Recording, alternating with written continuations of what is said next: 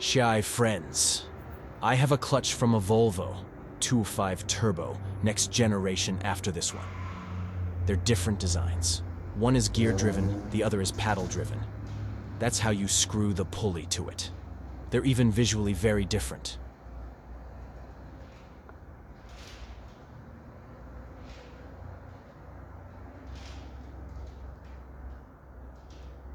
When the clutch fails, or the oil seal leaks, what happens is the oil seal track gets clogged or displaced, and it leaks.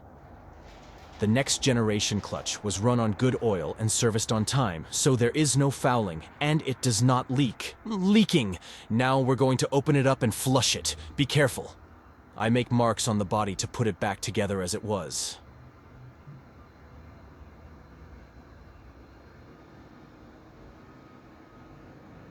One other small problem.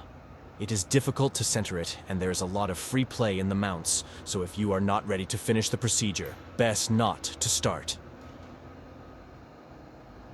Now that we've got the pulley off, we can get on with the housing. Don't try to put anything metal between the halves of the housing. You may damage the gasket sealing plane. This is where I put the marks too. I use a rubber mallet to disassemble the housing halves. Only disassemble in this position, with the lid facing up. Don't lose the spring-loaded retainer. There's not a lot of oil wear, but I wouldn't say there isn't any. This is the rubber gasket I was talking about.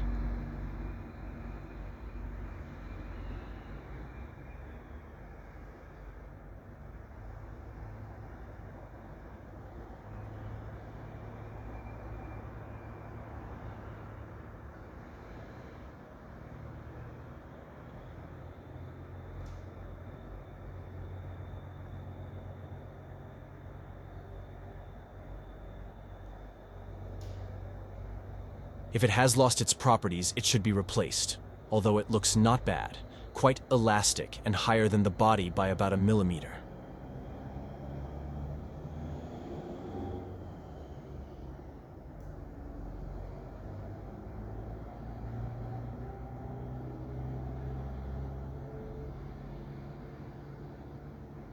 This is the stopper that blocks the clutch when the engine is switched off and the oil pressure in the system is reduced.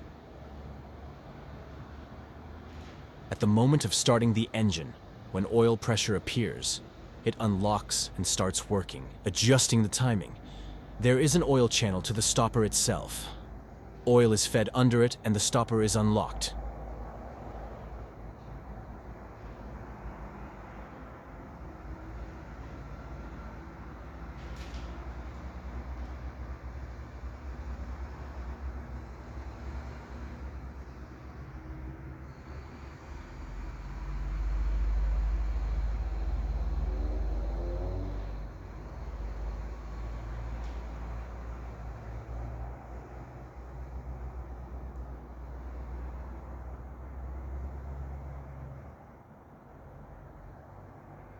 It's easy enough to disassemble, you have to press the center and it lifts up.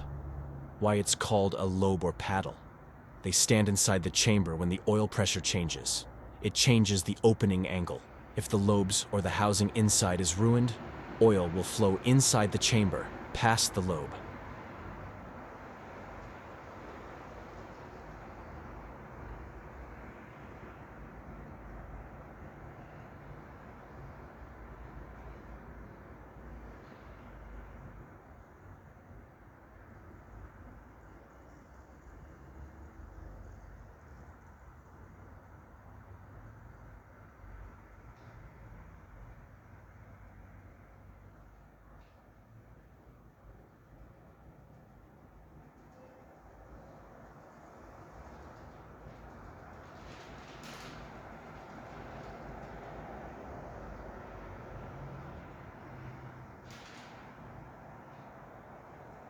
The housing is very well made.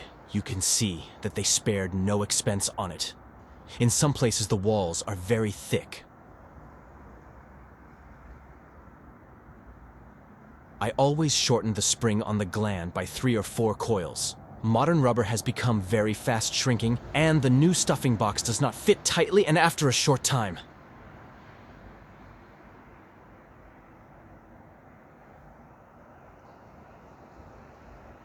In these places there may be scoring and wear. Then problems will start. There may even be errors in the engine control unit on the camshafts.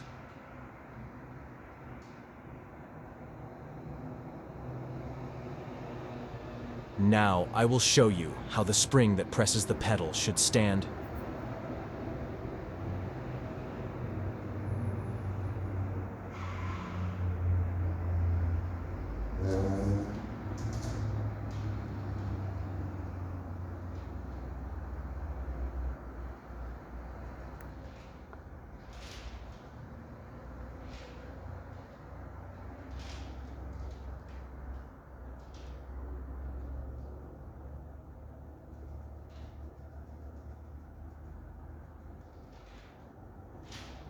It has two whiskers, one short and one long. The long one should rest in the pedal and the short one in the pedal holder. As I have already said,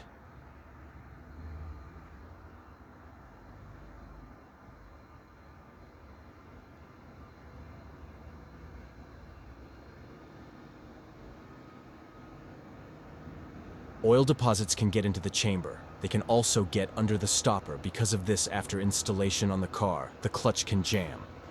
Therefore, before installation, we always check the clutch on the camshaft by simulating the oil supply with air pressure.